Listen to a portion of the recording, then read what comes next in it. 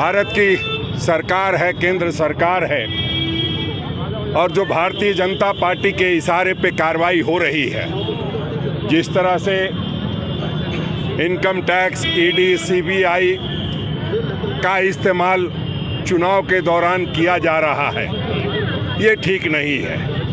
जब चुनाव की घोषणा हो गई है और बहुत सारी चीज़ों पे रोक लग जाती है, तब ऐसे कुकृत्य ठीक नहीं है। हमारे अकाउंट्स को फ्रीज करना, हमारे अकाउंट से जबरन पैसा निकाल लेना और लगातार पेनल्टी ठोकना। अगर ये पेनल्टी ठोकना है तो सभी पार्टियों पर बराबर नज़र से देखना चाहिए, अन्यथा ये लगेगा कि ये जो एजेंसियां हैं, जो स्वतंत्र बनाई थी हम लोगों ने, उसको गुलाम बना करके कहीं ना कहीं काम कराया जा रहा है। चुनाव के वक्त में ये ठीक नहीं है।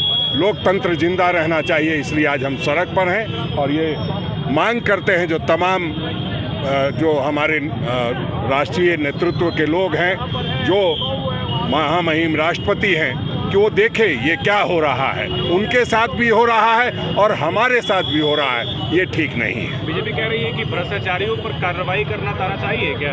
नहीं, भारतीय जनता पार्टी क्या कहेगी?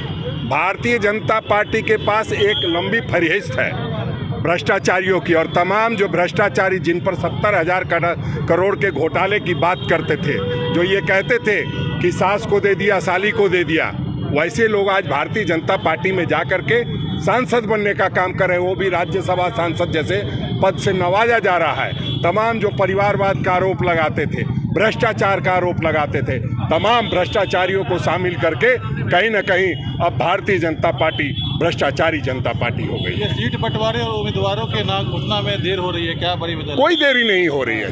चौथे चरण से चुनाव है हमारे यहाँ, और जब चुनाव की अधिसूचना जारी होती है और उसके बाद जो प्रोटोकॉल होता है, अभी जो नॉमिनेशन भरने की तारीख है उसमें बहुत लंबा समय है। किसी को परेशान होने की ज़रूरत नहीं है। टिकट दो, टिकट लो, ये काम कांग्रेस में नहीं होगा।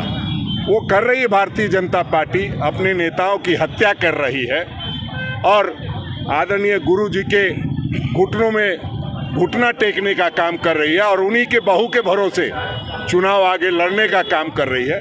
तो भारतीय जनता पार्टी जल्दबाजी में काम करती है, और जो जल्दबाजी का काम होता है वो शैतान का होता है, इंसान का नहीं होता। हम चेताना चाहते हैं भाजपाइयों को, जिस तरीके से आप सारे एजेंसियों का इस्तेमाल करके, पूरी सरकारी मशीनरी को इस्तेमाल करके विपक्ष को कमज़ोर करना चाहते हैं, इससे हमें कोई फर्क नहीं पड़ रहा है। 10 साल में जिन जिन मुद्दों में आपने चुनाव लड़ा था, तो चाहे महिला सुरक्षा हो, महंगाई हो, बेरोजगारी हो, सीमा की सुरक्षा हो, आज सब मुद्दे पे आप फेल है।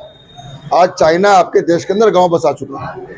आप कुलदीप सेंगर और ब्रजभूषण जैसे बलात्कारियों का शोषण करने वाले महिलाओं को आज मंत्री विधायक बना के बिठा रखा आपने। महंगाई इतनी बढ़ गई कि रोगों के थाली से अनाज गायब हो गया। बलात्कार की सीमा आप देखिए किस तरीके से महिलाओं का अपमान हो रहा है देश भर में। दलित, आदिवासी, किसान, छात्र, सारे लोग आंदोलित है और इस सरकार के खिलाफ एकजुट है। चूंकि सरकार को पता है कहीं ना कहीं इनके झूठ और जुमलों से परेशान आकर जनता का विश्वास इनसे उठ चुका है, इनका जमीन खिसक चुका है। ये सारी ताकत को लगा के विपक्ष को कमजोर करने में लगी है। कभी हमारे नेताओं को ईडी के छापे पड़ते, सब छोड़िए। सबसे बड़ी बात तो ये कि बीबीसी ने डॉक्यूमेंट्री बनाया मोदी जी पे, तो अब बीबीसी पे छापा पड़ गया। कभी देखा आपने इतिहास में ऐसा?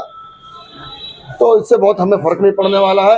हम लोग तो गोरों से लड़ाई आदमी, चोरों से लड़ाई में कोई बहुत दिक्कत नहीं है। और जब तक इनको सत्ता से मुक्त करके इस देश की जनता को हम लोग न्याय नहीं दिला रहे, तब तक ये लड़ाई लगी रहेगी। चौथे चरण में झारखंड का चुनाव है और पूरे देश पे पार्टी चुनाव लड़ रही है, और हम भाजपा की तरह बका के अलबला के ऐसा कैंडिडेट घोषित नहीं करना चाहते कि जाके देखिए उनके आज भाजपा कार्यालय के बाहर दंगा हो रहा है।